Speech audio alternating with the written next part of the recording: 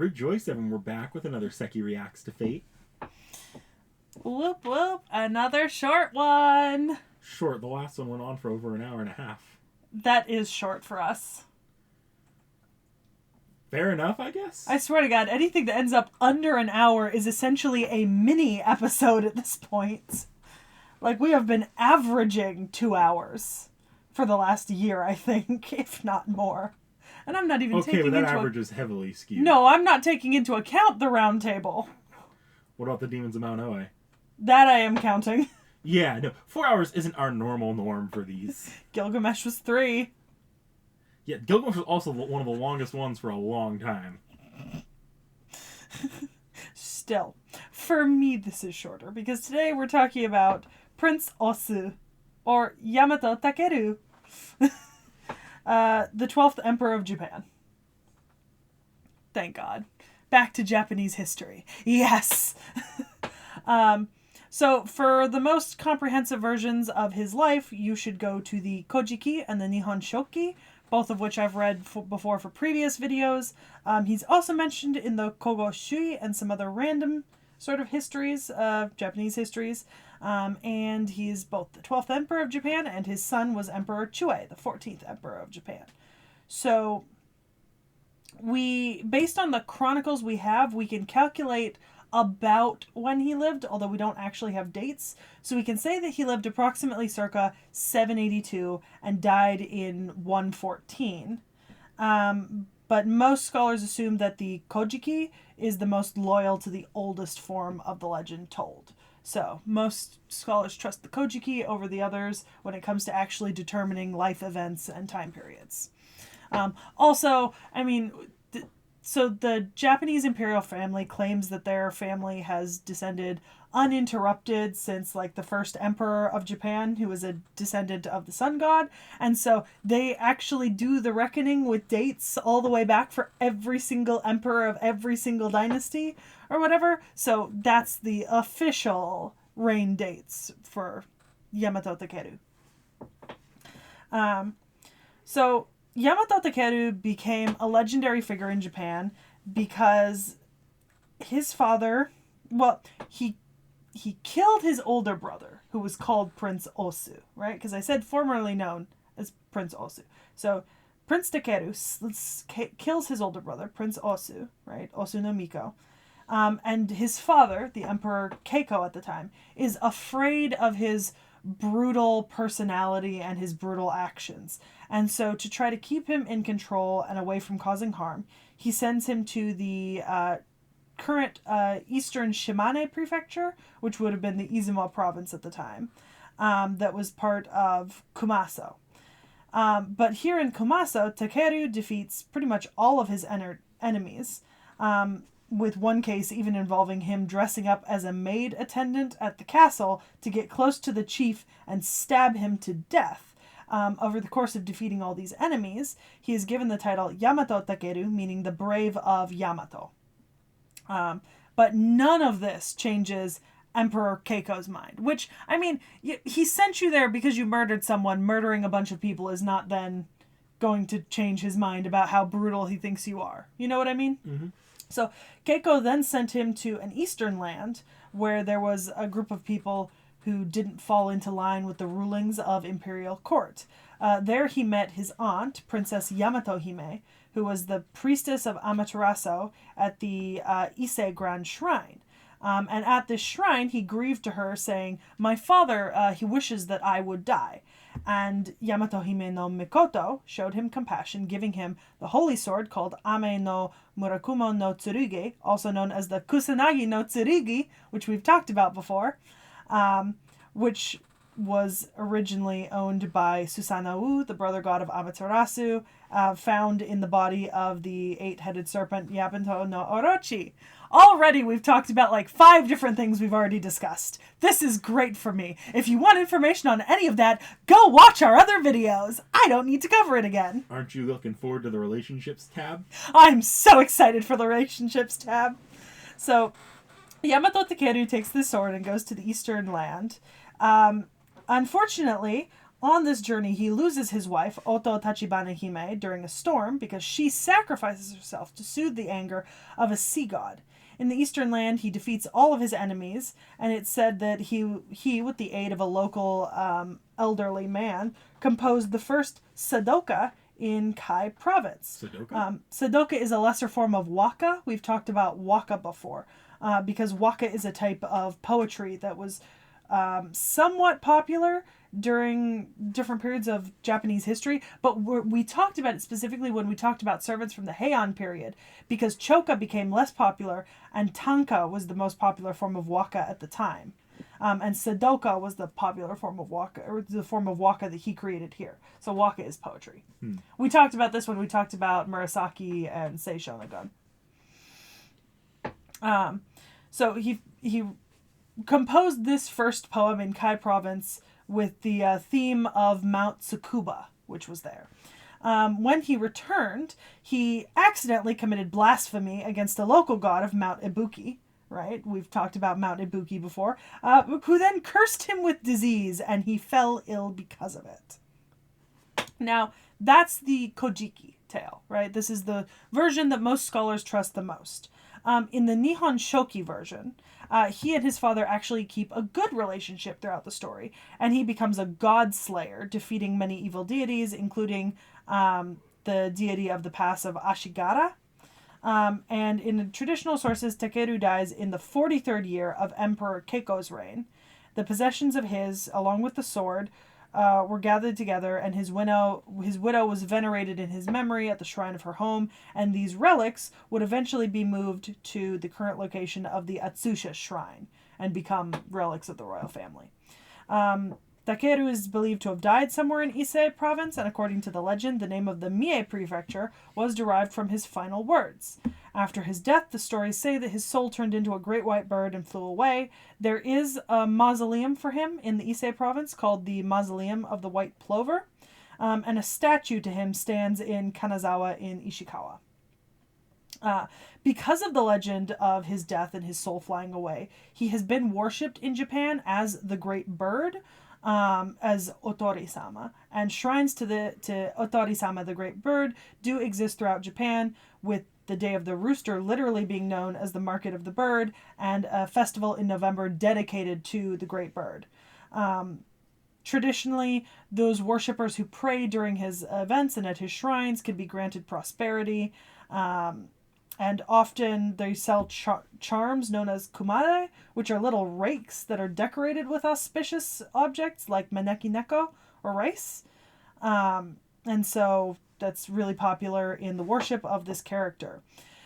I did find it interesting. I saw a name I recognized, but so a particular anthropologist named C. Scott Littleton has actually done a fair amount of work on Yamato Takeru. And he actually, I went and I read a few of his papers, but he compares Yamato Takeru to King Arthur.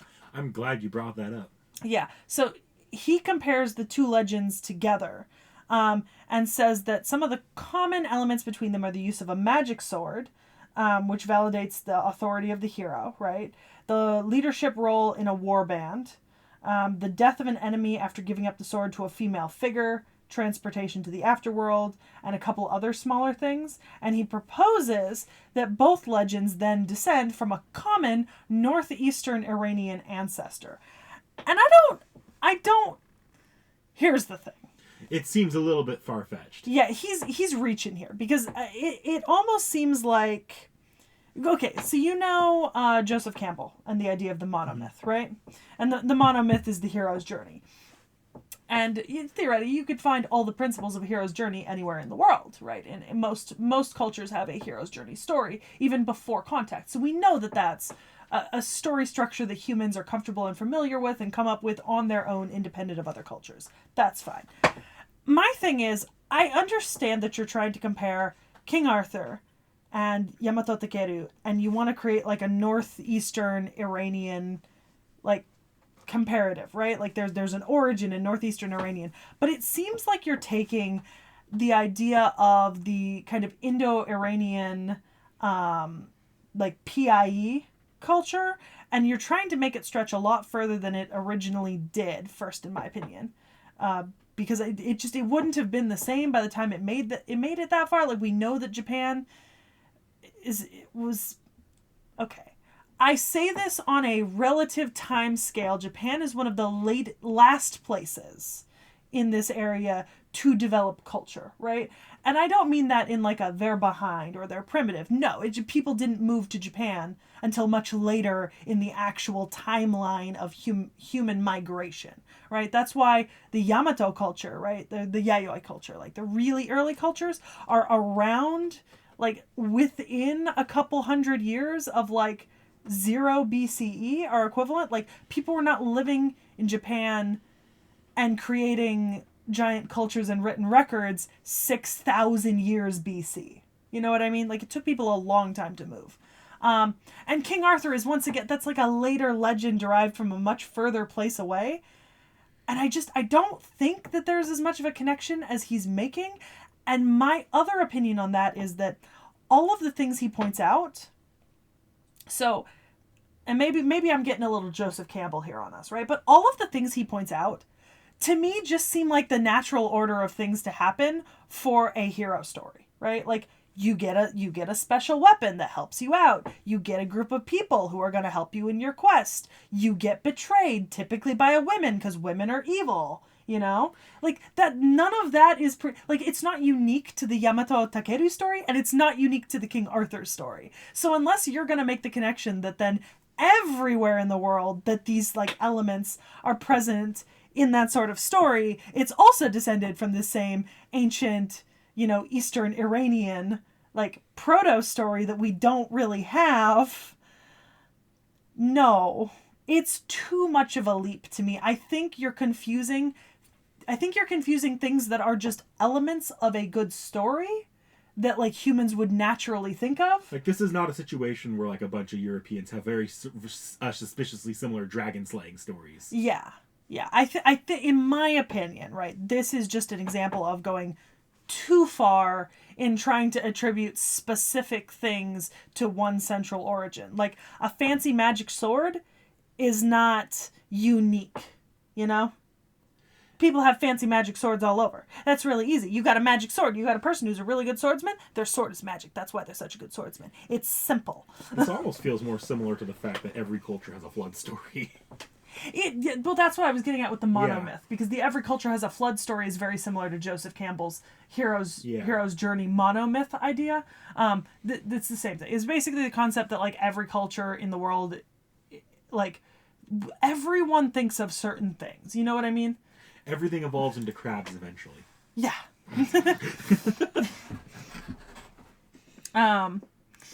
So I did think it would be a little bit funny to touch on one interesting thing, because I've actually seen an anime series based on his life called Yamato Takeru. There is a 1994 anime series that had 37 episodes. I have actually seen this. Like, I have watched this anime. And I just thought that was absolutely fucking hilarious. You know what I mean? Mm-hmm. Now, on a more interesting note,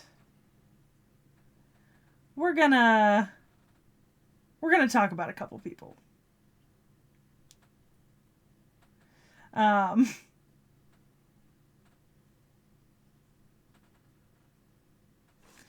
see. And by that, I mean, we're going to talk about Miyazu-hime. So Miyazu-hime is one of the wives of Yamato Takeru, a member of the Owari clan. She is a kami of the Atsushi Shrine, right, where all of his belongings are buried. So the Owari are a traditional Japanese clan. They were originally known as the Kuni no Miyatsuko, but after the abolition, they took the role of the priest at the Atsushi Shrine, sharing their history with the Izumo clan, of the Izumo Taisha, the Aso clan, the Munkata clan of the Munkata Taisha, and the Yamato clan of the Oyamato Shrine. Based on the Daijingu Engi records, it's shown that during the time of Emperor Temu, the divine sword was returned to the palace, and 7 guardians were appointed to oversee it. These guardians were linked to Miyazu-hime and Takenatane. So Jesus fucking Christ. So at some point after Yamato Takeru's death, the sword was moved back to the Atsushi Shrine, right? And in the Nihon Shoki, it's said that this happened in the 51st year of Keiko's reign, but it's also dated to the first year of Chuai's reign. And remember, Chuai is son. So the Owari clan establishes the shrine, holding the position, and Takeru and his wife and one of her brothers are worshipped at the shrine. When she dies, another shrine was set up in her honor nearby. Her clan became the priests, and it just kept going down from there, right? But, remember we talked about his wife who threw herself off the boat? She's interesting. What? Oh, no, I kind of pulled up a page for her, but it's not really a full wiki page. It's like another type of wiki, so it doesn't have any pictures I didn't see. Yeah, Ototachibana-Hime. Yeah. Yeah. So she's his mythical wife, right? And she's mentioned in the Kojiki and the Nihon Shoki, as well as another biography. But it's said that she was the daughter of Sukune and accompanied him to the Eastern expedition. But during that time, he pissed off Watatsume, and then she had to sacrifice herself so that he could keep going. I think that just shows... I don't know. I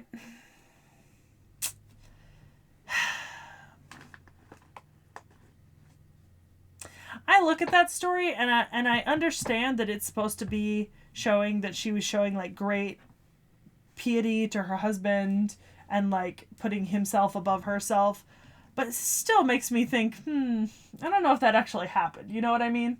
Like, I don't know if she made that decision herself. You know? I mean, this all does end up being myths, so... Exactly. Like, this isn't even a real-life thing where they probably... Like, if this were, like, a real-life thing, I'd say, you know, it's hard to say there's a good chance she was thrown off the boat. It's larger-than-life myth. Yeah. And they're fighting a war that's bigger than themselves. So. Yeah, exactly. 100%. So, Yamato Takeru's son with...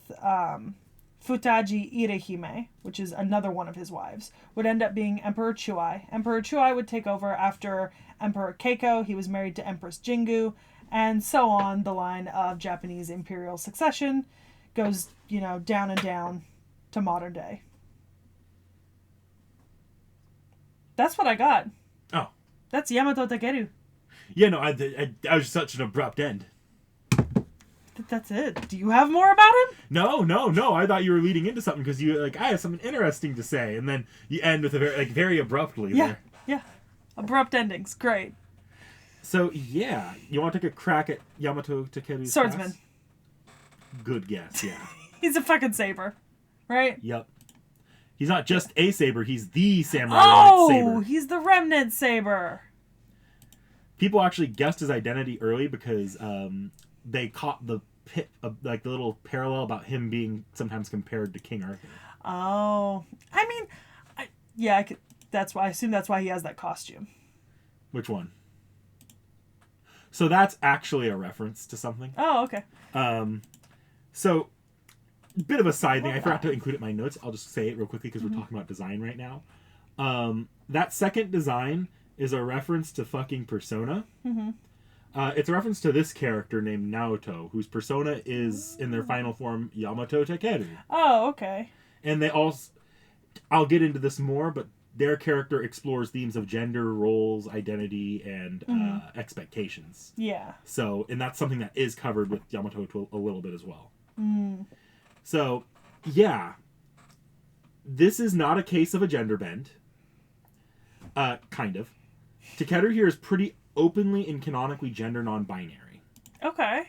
The in-story justification to this is the cross-dressing situation, which means Takeru must have been able to pull it off in the first place. So that's why Takeru looks... androgynous? Yeah. Yeah. But this is not a hard they-them situation either. Mm-hmm. It's more like Takeru really, really doesn't care. Yeah. Like, to an often funny level, Takeru raises zero complaints at being called a woman by Osugawa Kaya, Iori's little sister, and when when Osagawa Kaya thought that Iori brought a woman home. Yeah. And at various points is viewed as a woman by people in the story, but at other points Takeru is assumed to be a male and is explicitly stated to be Ototachibana-Hime's husband. Yeah. It really doesn't... It's not an issue for Takeru in the slightest, so you slip up, it's whatever you attribute for this one. Yeah. A fun result of this, though, is that since Samurai Remnant does hold its servant identities closer to the chest, and fans are careful not to spoil Takeru's name, the game will refer to them as Saber for most of its run. But obviously, a reference to just Saber brings to mind a certain King of Knights. So fans have taken to calling Takeru Thaber. I don't like that. But that's enough on Takeru's gender identity. So the servant themselves here. Takeru is, if not restrained, a ruthless killer when it comes to dealing with their enemies. They came from a time of great conflict, so as a result, they will usually try to take the quickest elimination of an enemy, damn whatever potential damage or moral weight might come with it. Takeru can absolutely be reined in, though, and forced to take things a little slower instead of just carpet bombing the city to win a war. Yeah.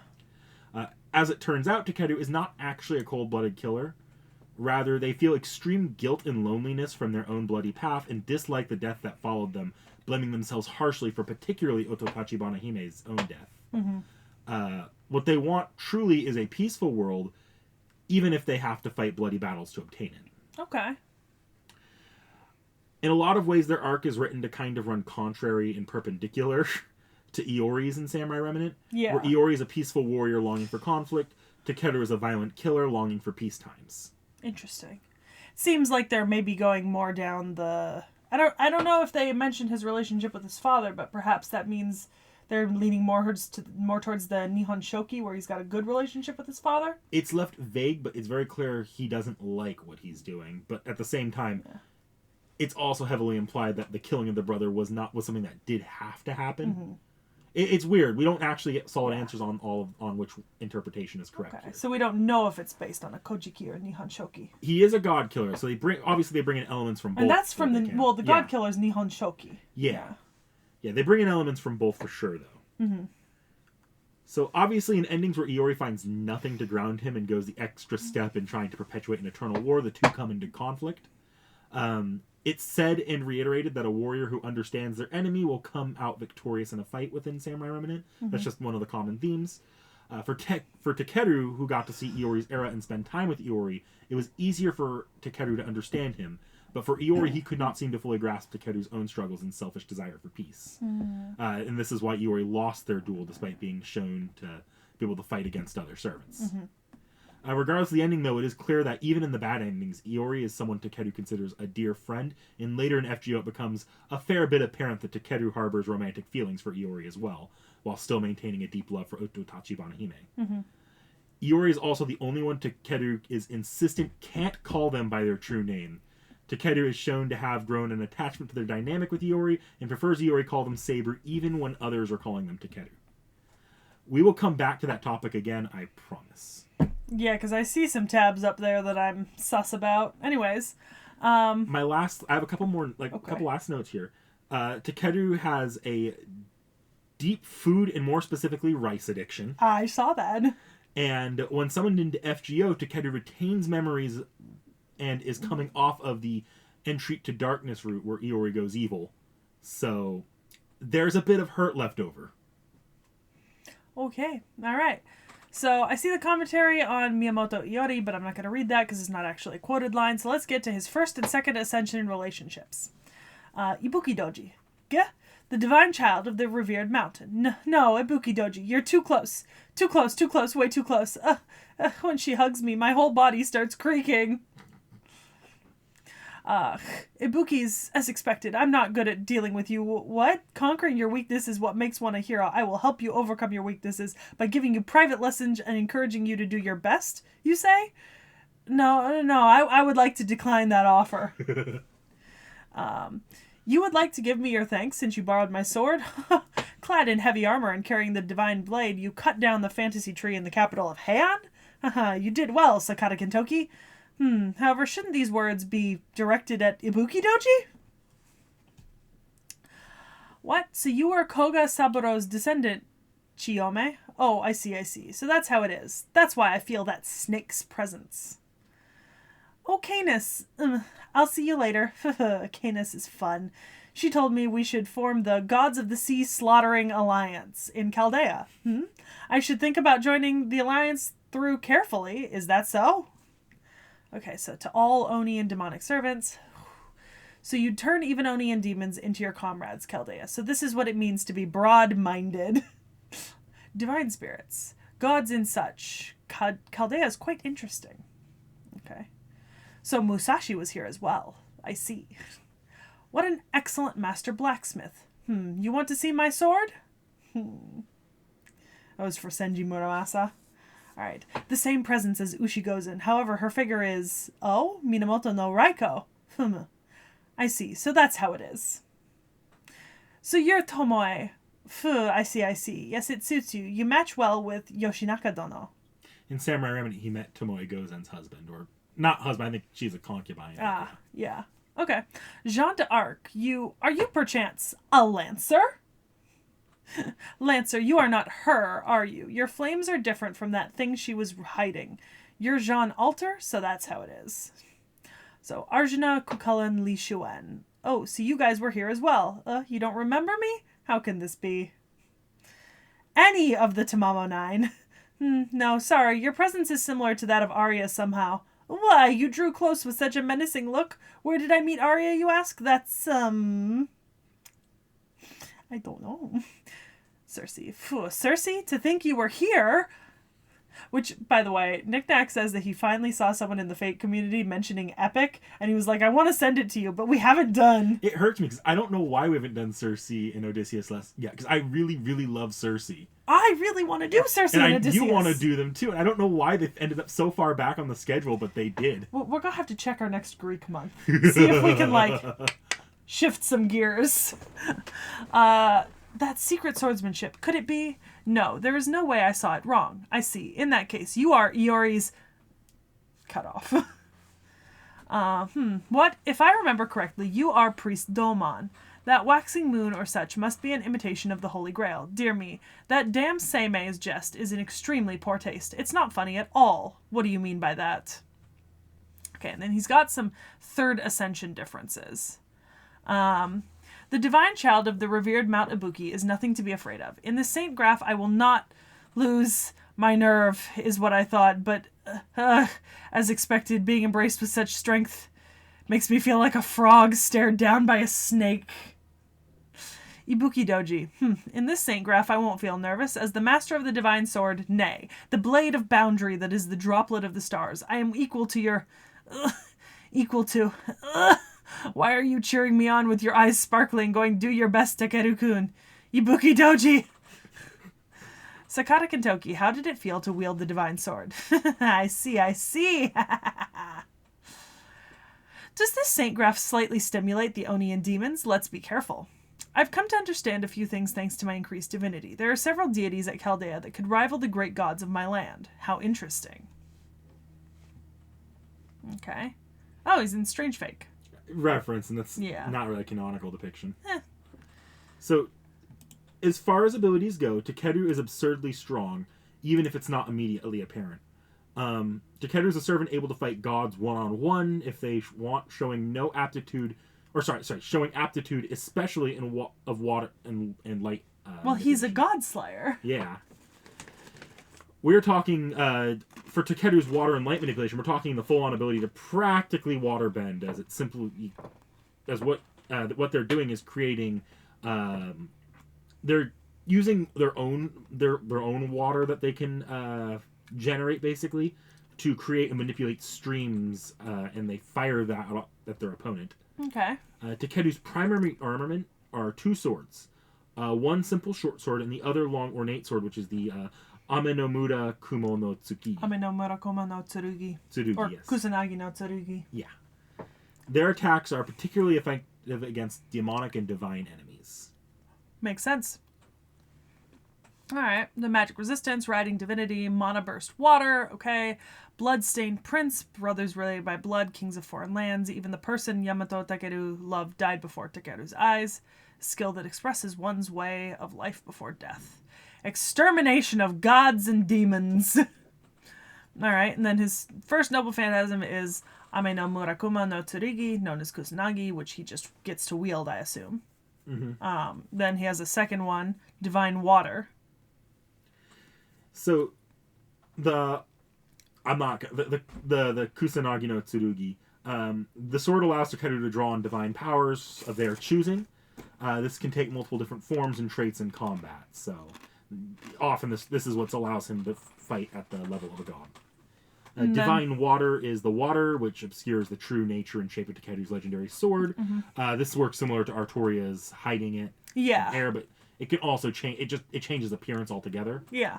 And then he's got the special technique 8 Current Raging Storm, which is based on the Yamato no Orochi. Yes. So the sword becomes able to release 8 powerful slashes at once, making use of Divine Water. It is power reminiscent of Yamato no Orochi's and is a strong attack against a single enemy that is so powerful its force is enough to affect other enemies besides the primary target. Interesting.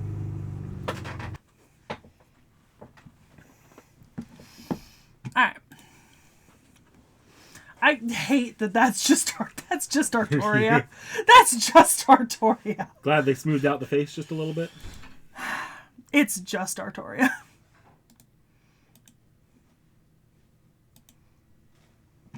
Let's see. Yeah. Yep. Rei Wataru. I don't have everybody. Do I have Fujiwara no Michinaga? It's the only one I'm missing, I think. No, but that's also not a summonable servant, so. Oh, okay.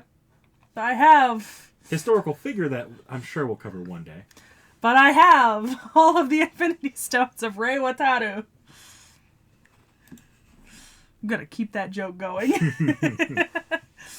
So, I have a couple videos, or a handful of videos here we can go over if you'd like. Okay. This is actually Saber's history in the Samurai Remnant cutscene. This ain't gonna get us copyrighted, right? No. Okay.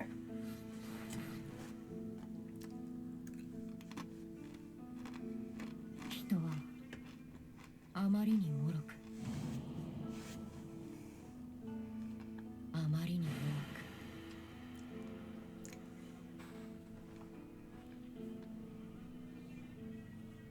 Ah, the barbarian chieftain. そしてあまりにも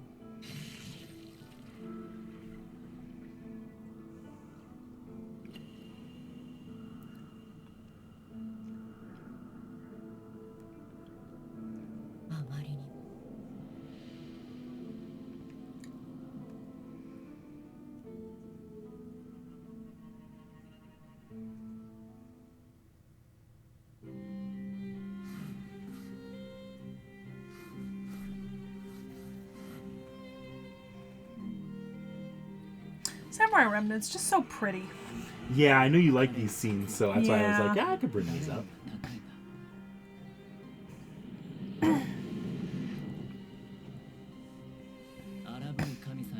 Like you saw there, I'm pretty sure that implied a negative relationship with the father. Yeah.「その旅路は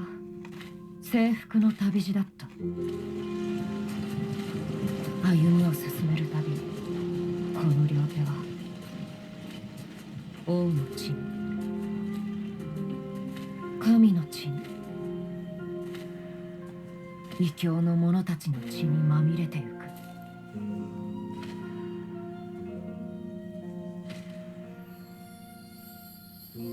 そんな自分に寄り添ってくれる者がいた。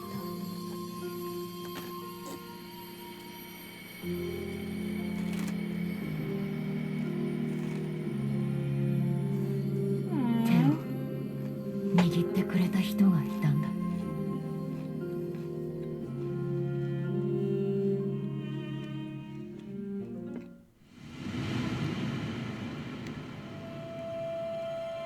知っている。この伝承、否、神話を。血と孤独に微笑まれし悲しき征服者。その名は The Great White Bird. And Ototachibana-Hime.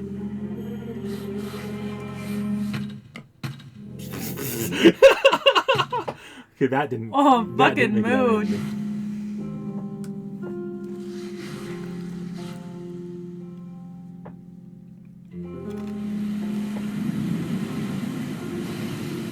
海に身を投げる彼女。自分は何と叫んだろう。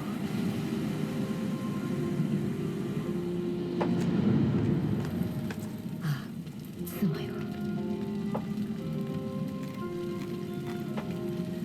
あの平原で自分は何と叫んだろう。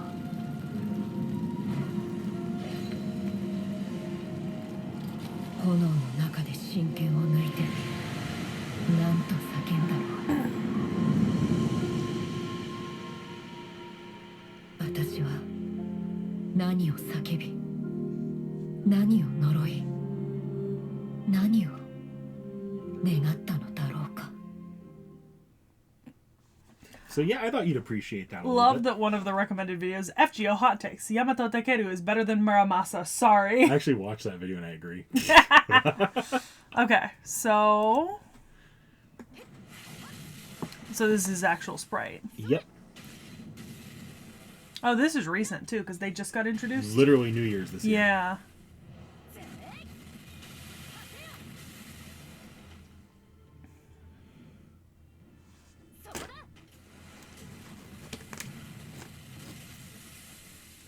Certainly more dynamic than the last video we watched. Yeah. Did you mean 3 ancient ass servants with no animation updates? Yes, I did. These young whippersnappers and their good animations.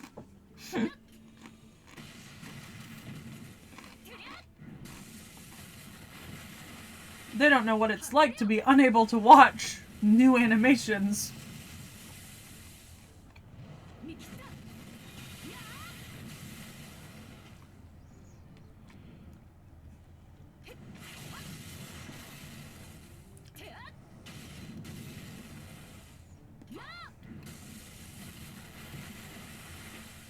I think I'm going to skip forward a little. Go right ahead. So, NP animation for first and second stage. I think it's the attack animations that'll be different third stage, but the NP animation might have some variants. Yeah.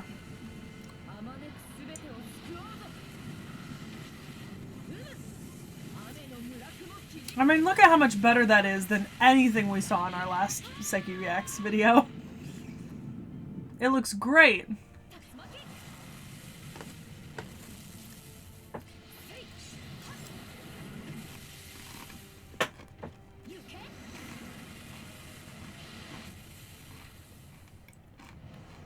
I like his third ascension art.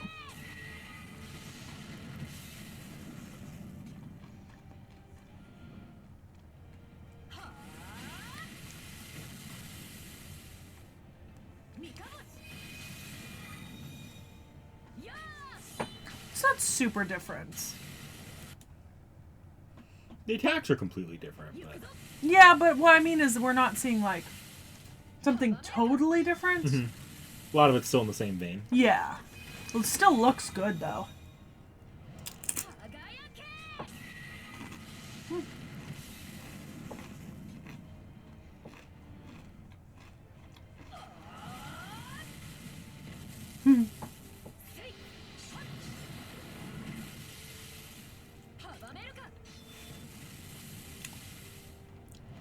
You know, we should really have given Katara a sword.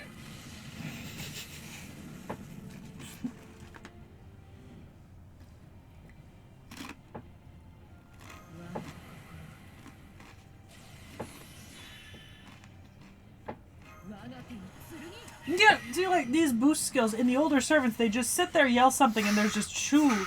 Here we're actually getting something, you know? Mm-hmm.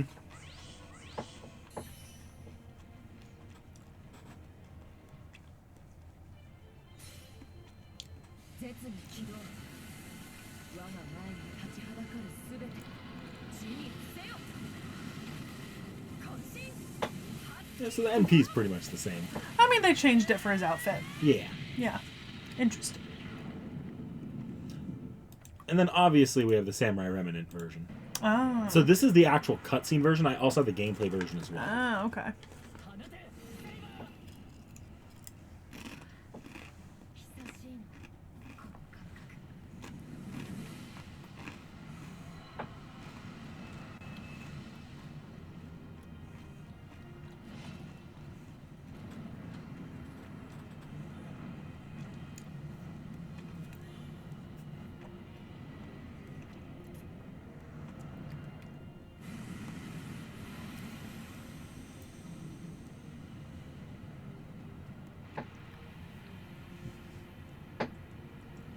Well, that looks cool.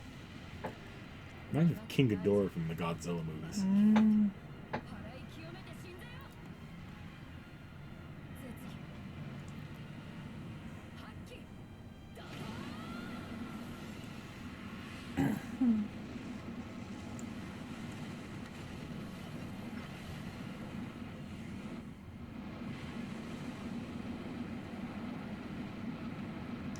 Death to the snake. Snick. Snick.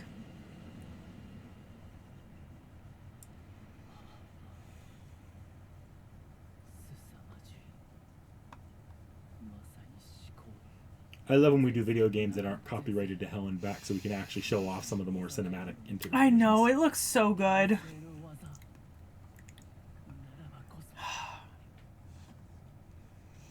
God damn. And then, of course, we have the actual gameplay version. Which is slightly less nice. Slightly less cinematically shot. Yeah, just more. Yeah. You will have to pause it, though, because it'll immediately go into Jalter's MP after this. So. Oh, okay. Not that we haven't seen it before, but yeah. Okay. So next, we're going to actually get to see go over Ototachibana-Hime. Yay! So She's so cute. this is a pseudo-servant, not from FGO. So Ototachibana-Hime is not still living and not reincarnated. This is just one of the few non-FGO appearances of pseudo-servants. Here she summoned into Osagawa Kaya's body and was the result of two factors. The first is how sloppily made the Grail War was. That the Waxing Moon Ritual had the... It was known that the Waxing Moon Ritual had enough mana to summon 8 additional servants besides just the ones that were summoned to each master. And that they had nowhere else to go, so they created rogue servants. But to add to that, there was enough left over for a 9th extra caster class servant. The other factor that led to her summoning was Takeru's own summoning. She was summoned as a chain summon to Takeru and kept her self quiet within Kaya. Kaya has no idea she's there and usually is the one controlling her own body. But from time to time, Ototachibana-Hime can take control and subtly help Takeru and Iori. Yeah. She can be more openly herself, donning servant attire, or she can remain more covert and effectively pretend to be Kaya. The more open she is, though, the more it strains her magical energy. She is more or less uninvolved in the war itself, but can be the last little bit of magic energy needed to activate the Waxing Moon, especially as she's particularly vulnerable, being a legend rooted in sacrifice. It's her influence that led to Kaya even finding Iori's dead body in the final ending. That said, she's still... So despite the Iori Takeru romantic subplot going on later, she is still deeply in love with Takeru, but is content to assist him in the background, as their time is already up, so the minimal extra time they do get together is just a gift, no matter how brief it is.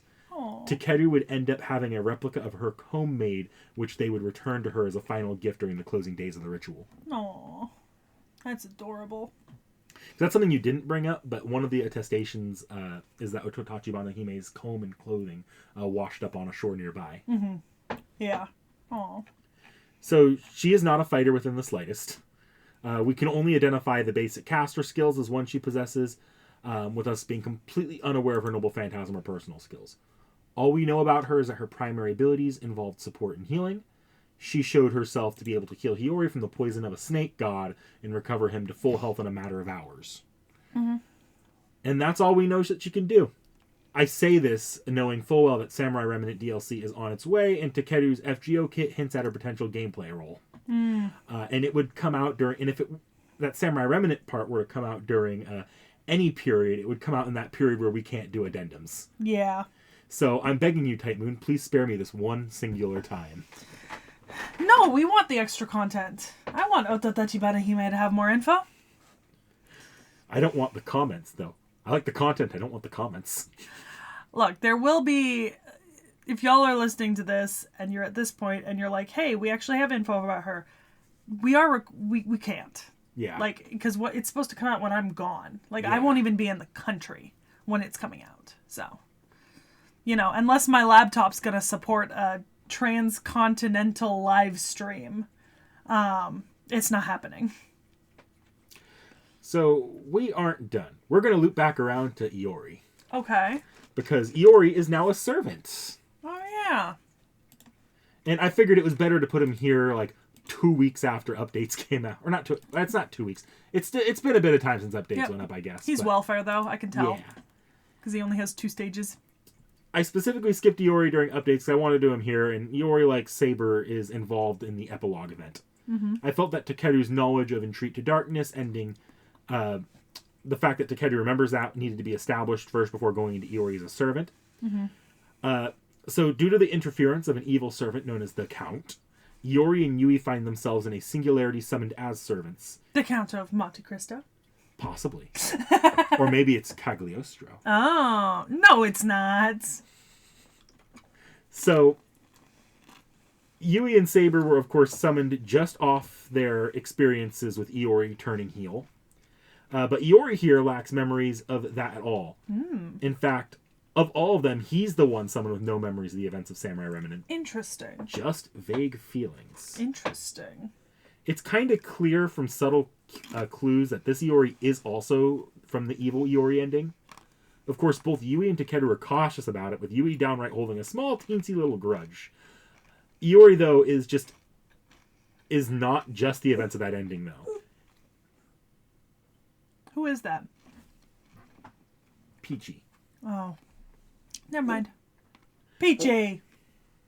What is she doing? I'm about to cough something up. Jeez.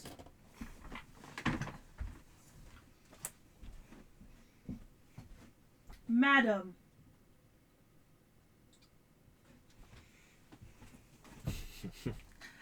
Madam! Good girl. Cough it up somewhere else. Preferably hard one, which you need to clean. Yeah. So he's not just the events of that ending. He is not just some evil, malevolent figure. He lacks proper memories of it, possibly due to interference, but also possibly due to his own lack of desire to. Oh. Well. But regardless, he is later once again presented with the chance to claim the waxing moon for himself, and is actually the first to reach it. But in the end, he hands it over without any fuss or conflict, as he feels at peace. He has no remaining desire for that world of conflict, because that's not really what he ever wanted. Mm-hmm. He already feels fulfilled. In my own reading of this, it's because the events of Entreat to Darkness were not Iori hoping for eternal conflict, but rather one fight that he can go all out on and reach his limit. Mm-hmm. Something he'd never have a chance to do again after the ritual was over. It was more or less elaborate suicide. By killing him, Takeru fulfilled Iori's wishes and prevented him from doing anything that he could never undo. Mm-hmm. In some ways, it was saving Iori's soul there. Mm-hmm. Okay. Now, in Chaldea, things get kind of funny. First off, Iori may feel fulfilled, but that doesn't mean he doesn't still enjoy battle. Canonically, he has a list of servants he wants to fight in Chaldea. I will not be going over every single one because we'd be here too long, but here are the particularly suicidal ones. Oh. Altria Pendragon. Great. Super Orion. Enkidu. Skahak. Quetzalcoatl. Oh boy. King Hassan. Actually, I'd love to see him fighting Kets. Yeah, King Hassan, Heracles, Arjuna Altar. This one's just funny to think That's about. God Juno, right? Yep. Yep. This one's funny to think about. King Protea, the giant-ass Sakura 5 member. Space Ishtar, the one flinging galaxies. Yep. Or planets. Archetype fucking Earth, the voice of the Earth itself. Kukul Khan. And Sodom's Beast. I love that. I love that for him. Iori, He really tried to hit above his weight class there. just a bit. Iori, upon FGO release, has had a lot of memes characterizing him as Goku in terms of raw fight-brained himbo-ness. Honestly, valid. And then let's talk about his love life. He's not in a love triangle. Generously, we can call this a love square, thanks to Ototachibana-Hime still being in love with Takeru. And Yui Shosetsu loving Iori alongside Takeru having romantic feelings for Iori. And Iori awkwardly reciprocating to both Takeru and Shosetsu. In the events of the Edo Singularity, though, we seem to be given a pretty solid resolution to this. This is just a canonical form of a polycule. Oh. Because events post-Edo, Yui and Takeru seem to share, and given that Kaya with Otachibana-Hime in her pushed Iori and Takeru as a ship, it's likely Ototachibana-Hime would be fine sharing Takeru as well. Somehow, that's adorable. Yeah, I've got no idea if this is hilarious or heartwarming. Somehow, I'm going to go with heartwarming. Yeah. You've got a video for me? I've got a little bit more here on okay. Iori. So, it's important to remember that Iori was fighting servants in real life. Uh-huh. Logically speaking, his servant form places him physically on par with servants as well, so his intense and dangerous swordplay become even more deadly. Mm-hmm. In battle, he remains perfectly clear-minded, making it hard to mentally interfere with his assault. He also possesses the Crimson Codex, still allowing him to use Magecraft. Mm-hmm. And then he retains the same noble phantasm as his special, his version of the Tsubame Gaishi. Yep. It's still here, just as before Iori releases a powerful strike. It is worth noting that, I believe in FGO, he does not believe that Tsubame Gaishi surpasses the original. We've seen him use it in Samurai Remnant already, so we're just going to show his NP from FGO. Okay.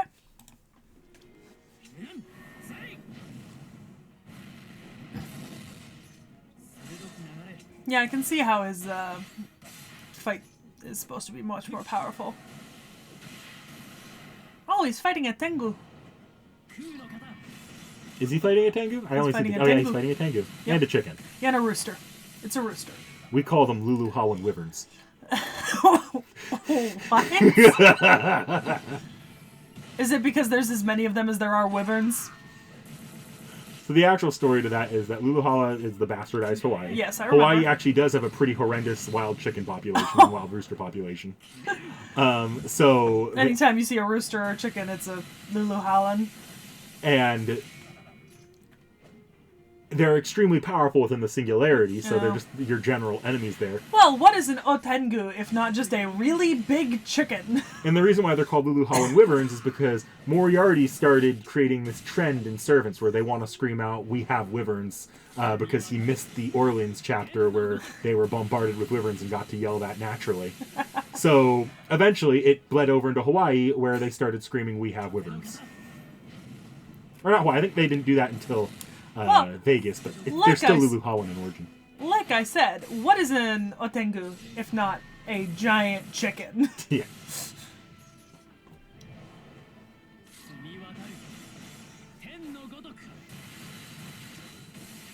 They really went all out on the animations for the Samurai Remnant duo. To be fair, I replicating appreciate that. In-game attacks. Oh. I appreciate it.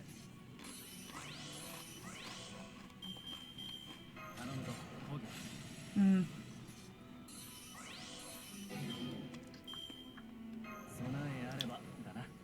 Eating the rice ball. I remember you doing that in combat. They specifically had to delay, or not delay the servant, but they last minute added that in because they felt like they needed it. Yeah, you have to. It's literally the thing.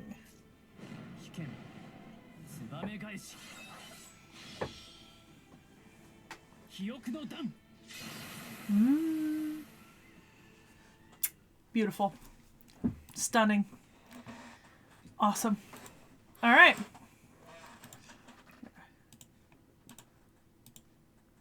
To our gallery. All right. Oh, yeah, we wouldn't have baseballs. Nope. Will we ever get baseballs now that event is Nope. over? Now they have soccer. They're just not here yet. Yeah, interesting. Okay, interesting. Very interesting.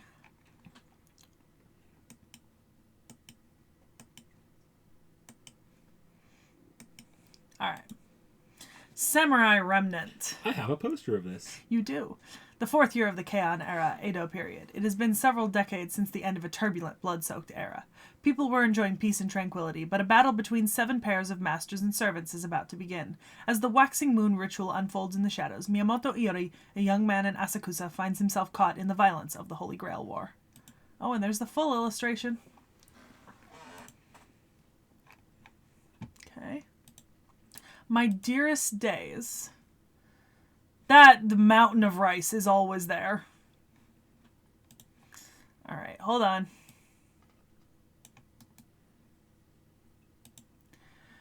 A room in a tenement house, the place where Yamato Takeru spent time with his master Iori Miyamoto during his previous existence in the real world. Originally, it was Iori's only residence, but Yamamoto Takeru from all over the world also slept and ate there. It needed to function as a living space as well as a magic workshop, so the wall of the neighbor's house was punched out to create space. It is said that Yamato Takeru was really looking forward to the breakfast and dinner he would eat in this one room. I can tell. I can see that there are 2 people eating, and one of them really likes rice. Waxing moon ritual. Okay, so that's pretty much all the servants present.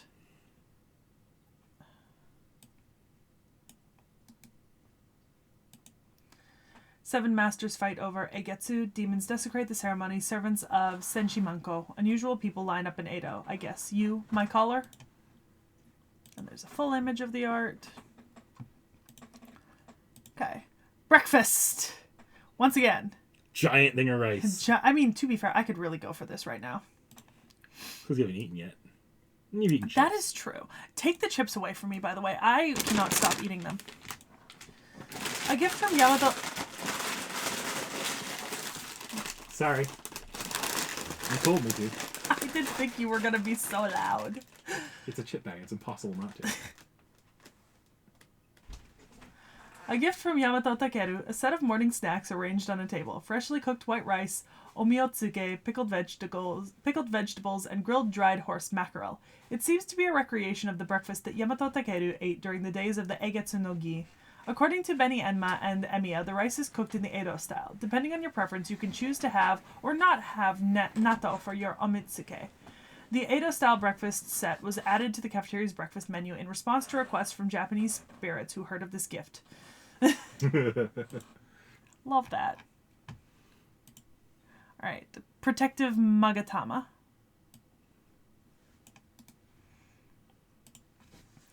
A return gift from Yamato Takeru. A Magatama was placed gently on the cloth, what Yamato Takeru carried under his robe. It is said to contain the power of protection, unsigned. Although the exact magical effect is unknown, it is believed to be a kind of talisman. Regarding this Magatama, Ashiya Doman seemed slightly surprised. Ibuki Doji nodded and smiled, and Kichi Hogan laughed out loud. That's right, since Takeru's not gendered as an FGO, yeah. They get both male and female Valentine's gifts.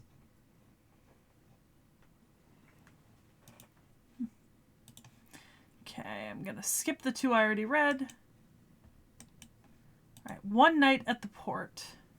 One night in port, the heroic spirit Miyamoto Iori doesn't have his memory. Only the moon in the distant sky flashes in his mind. And Buddha statues, a lot. Okay, Peachy, give me 2 seconds. Are there any in there that are Gilgamesh? A response from Iori Miyamoto, wooden carved Buddha statue. A lot, huh? If you look closely, there seem to be some Buddhist statues mixed in. Yeah, I think so. Upper left corner? Yep. That's it. Yeah.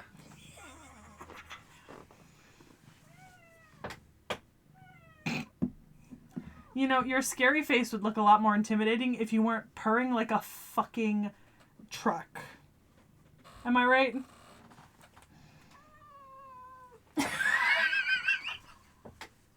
Oh, she chewed on my thumb. Did you chew on my thumb? So there we have it. Not even entirely intentionally, we've done all the Samurai Remnant servants that are in FGO. Yep. I love that. So, yeah. Oh.